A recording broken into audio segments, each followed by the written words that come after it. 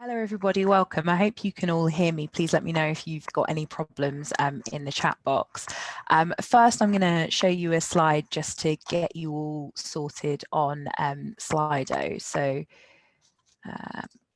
here we go. So if you could all go to slido.com and enter the number 218358, and then you will be able to take part in some polls that we will have through the evening, and you'll be able to submit questions through the Q&A function as well. I'll just give you a couple of seconds to do that.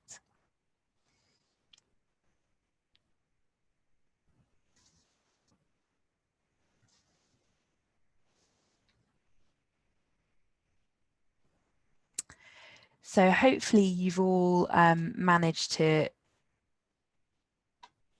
get in there. I can just see that somebody's got no sound. Can everybody else hear me okay?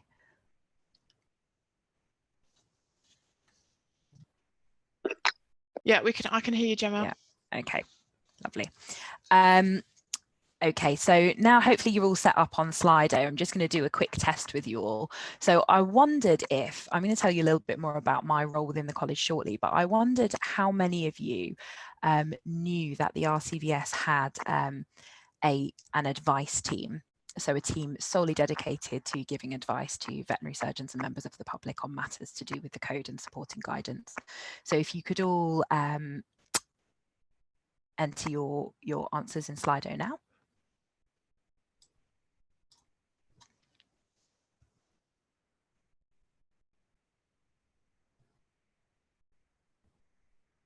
Just coming through, the numbers creeping up in the corner.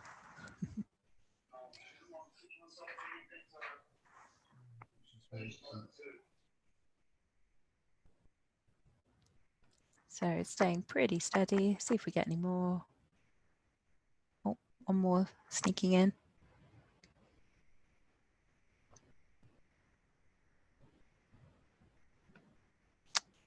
Okay, it's staying pretty steady now. So let's see what the results are. Okay, so that is very interesting. So 82% of you didn't know that we have that advice team. Well, then it's very good that you're here, so I can tell you a little bit more about us. And the second thing I wanted to ask you was, for those of you, so it's only 18% of you, but for those of you who did know we had an advice team, have you ever contacted us? So you can enter your answers in Slido now.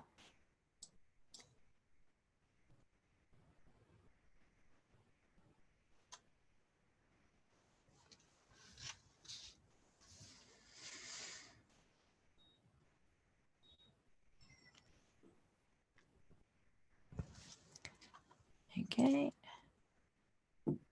Okay, so 8% of you, yes, but that's quite a small number because it was a small number in the first place, but most of you know. Okay, so I'm going to tell you a little bit more about what we do. So as Emma said at the beginning, my name is Gemma Kingswell and I'm Head of Legal Services Standards. And what that means is basically I oversee the standards and advice team within the college. We have 2 advice officers, we have 2 senior advice officers, we have a team leader, and obviously myself overseeing the team. And our role within the college is to provide advice to veterinary surgeons, veterinary nurses, members of the public, and anybody else who wants to seek advice on the code of conduct or supporting guidance. And we do that. You can call us, you can email us, and we will provide you with written advice and guidance on that. So I just wanted to flag that at the beginning so that you knew that that resource was out there should you ever need some support going forward. In terms of the plan for this evening, we've got 4 case studies to have a look at. We've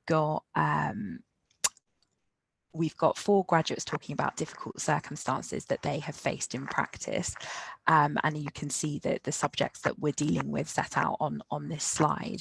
And I just wanted to explain quickly about how this webinar came about, and it was through discussing with veterinary surgeons both within the college and outside of the college, new graduates and more senior colleagues, about the fact that when new graduates start in practice, they have a lot of knowledge in terms of the clinical side of practice, so medicines, treatments, all of that kind of stuff.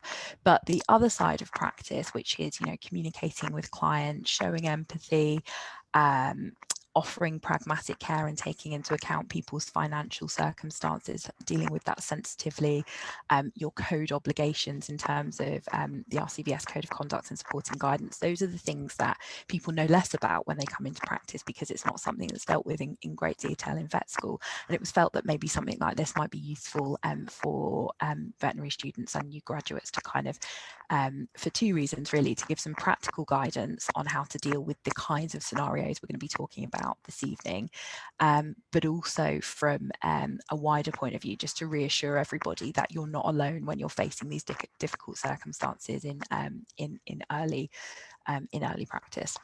So that is the aim of this webinar. So as I said, we've got 4 case studies. We're going to be dealing with one to do with pragmatic care, one to do with your obligations out of hours, so also known as 24/7 emergency cover, dealing with difficult clients, so good communication and a little bit of kind of certification in there as well, and also working within your own area of competence. So those are the 4 case studies, and we've got 4 recent graduates talking about those.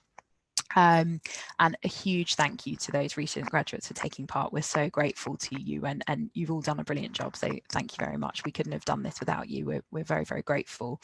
And after we've run through those scenarios and had a discussion about each, and I hope you will all interact and take part in those discussions, we're going to have a quick Q&A at the end. I think some of you might have submitted questions in advance, and so yeah, we will run through those questions at the end.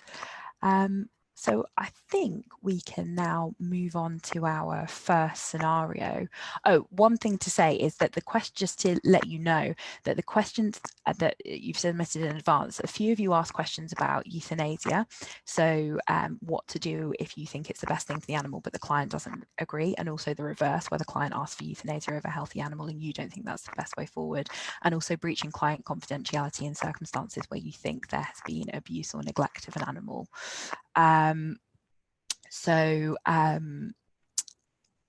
Those topics I think are big ones and probably warrant scenarios of their own. So we have arranged to do a follow-up session to this one in late January, where we will have specific scenarios dealing with those 2 topics, and we're going to ask you later for your input on what other topics we should deal with.